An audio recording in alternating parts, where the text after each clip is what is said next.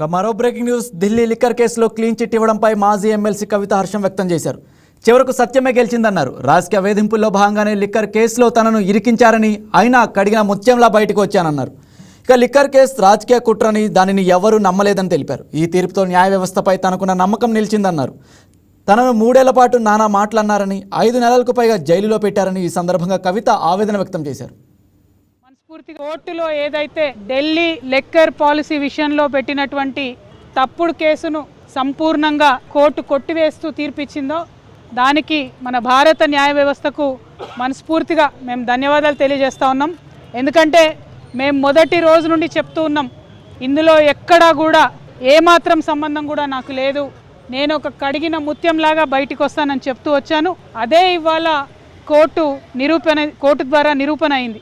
మరి కోర్టు ఏదైతే కుట్రపూరితమైన ఈ కేసు ఉందో ఆ కుట్రలన్నింటినీ ఛేదిస్తూ కంప్లీట్గా ఆర్గ్యుమెంట్సే ఫాల్స్ ఉన్నాయని చెప్పి బేషరతుగా ఆ కేసులో ఉన్న వాళ్ళందరికీ కూడా మరి విడుదల చేయడం అనేది, క్లీన్ చీట్ చేయడం అనేది మనస్ఫూర్తిగా స్వాగతిస్తూ ఉన్నాం.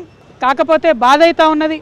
ఎందుకంటే ఒక్కొక్కరు సంవత్సరన్నర కాలం నేను స్వయంగా 5.5 నెలలు కుటుంబానికి, పిల్లలకు అందరికీ దూరంగా ఉండడం, ఆ బాధ, అవమానం, జరిగినటువంటి వ్యక్తిత్వ హననం, అవన్నీ కూడా ఎన్ని కోట్ల రూపాయలు ఇచ్చినా అది తిరిగి వచ్చేటటువంటి విషయం కాదు. ఎంత సమయం జరిగినా ఆ నష్టం మాకు, మా కుటుంబానికి జరిగిందన్న మాట వాస్తవం. అయితే ఆ కఠిన సమయంలో నాతో పాటు డబ్బులు ఉన్నా లేకున్నా ప్రతి హియరింగ్కి ఇక్కడున్న మా అక్క చెల్లెలు, అన్నదమ్ములు అందరూ కూడా ఢిల్లీ వరకు వచ్చి నాకు మద్దతుగా ఇచ్చి, నైతిక స్థైర్యాన్ని ఇచ్చి, ఇక్కడ నా పిల్లలు ఒంటరిగా ఉన్నప్పుడు వారికి అండగా నిలిచినటువంటి ప్రతి ఒక్కరికి కూడా నేను హృదయపూర్వకంగా ధన్యవాదాలు తెలియజేస్తూ ఉన్నాను. ప్రత్యేకించి మా అమ్మకు, మా నాన్నకు, మా అత్తమ్మకు, మా మామయ్యకు, మా మొత్తం భర్త తరఫున కుటుంబానికి అందరికీ కూడా నేను హృదయపూర్వకంగా ధన్యవాదాలు తెలియజేస్తున్నాను, పాదాభివందనాలు తెలియజేస్తూ ఉన్నాను. ఇవాళ కేటీఆర్ అన్నగారి ట్వీట్ చూడడం జరిగింది. మరి ఒక పక్క కంగ్రాచులేషన్స్ చెప్తూనే ఇంకొక పక్క మా ప్రభుత్వం పడిపోవడానికి ఈ కేసే కారణం అన్నట్టుగా అర్థం వచ్చేలాగా వారు ట్వీట్ చేయడం జరిగింది.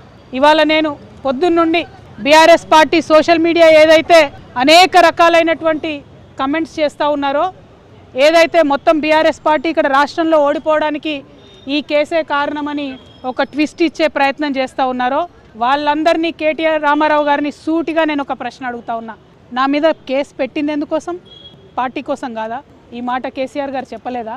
మరొకవేళ నా మీద కేసు పెట్టింది పార్టీ కోసమే అని మీ అందరికీ తెలిసి ఉంటే ఇవాళ మీరు ఏదైతే ట్వీట్ చేసిండ్రో అది నిజమే అయితే, నేను జైలుకు వెళ్ళేంత వరకు కూడా ఒక్కసారి కూడా మీరు ప్రెస్ మీట్ పెట్టకపోవడం ఎందుకు?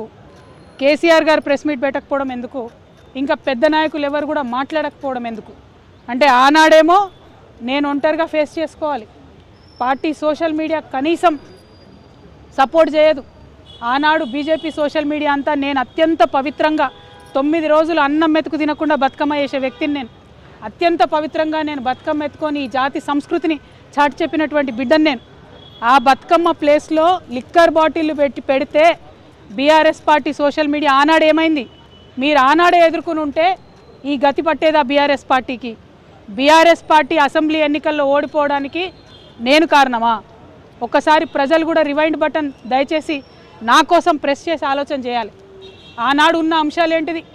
ఇండ్లు ఇవ్వలేదన్న అంశం, ఉద్యోగాలు ఇవ్వలేదన్న అంశం, దోపిడీదారులకు టికెట్లు మార్చమని ఎంతమంది మొత్తుకున్నా మార్చకుండా వాళ్ళనే మళ్ళీ ప్రజల మీద రుద్దాలనేటటువంటి చేసిన ప్రయత్నం, ఈ అంశాలు కాదా ఆనాడు చర్చలో ఉన్నాయి?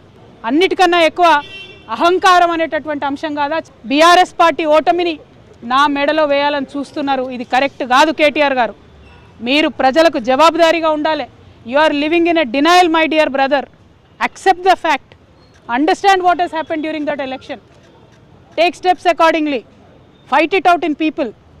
Do not blame me for this. Whereas the party supported me. 3 years of the cases, did party social media support me? ఇవాళ పొద్దున్న నుండి సన్నాయి నొక్కులు నొక్కుతున్నారు.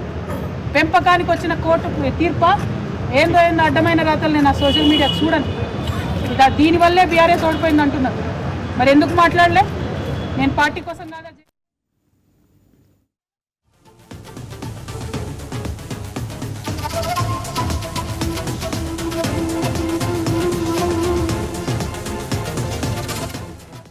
Please subscribe to YK TV Network. Please subscribe to YK TV. Please watch YK News. Don't forget to subscribe YK News channel